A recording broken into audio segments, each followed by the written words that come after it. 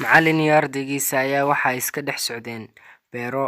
Inta ay ku guda jireen socodkooda ayaa waxa ay arkeen kabo duuga oo yaalla dhulka, waxaana iska lahaa nin beeraley ah. Ardayga ayaa yidhi, Ustaad, sidee u aragtaa haddii aan ka qarino kabaha? Waa qosol iyo shaxtaro marka aan daawanayno beeraleyga oo raadinaya kabahiisa. Macallinka ayaa ku jawaabay, wiilkaygii, ma fiicno in aan dadka masaakiinta ah kula kaftano waxyaabo noocaas ah. Ka waran haddaan lacag ugu ridno kabaha oo aan meel ku dhuumanno si aan u aragno bal dareenka beeraleyda siduu u noqon lahaa. Cabaar kadib, beeraleygii ayaa shaqadiisii soo dhammaystay, kadibna waxa uu soo raadsaday kabahiisii.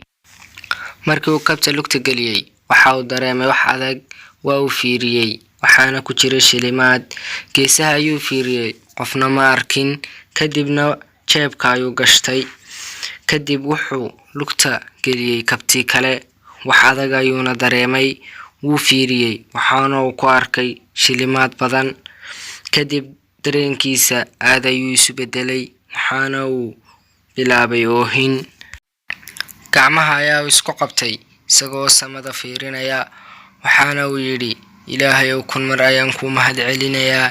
Alxamdulillaah, addoonka aad ii soo dirtay aniga oo u baahan si aan gabadhayda oo xanuunsan daawo ugu soo gado, carruurtaydana cunto.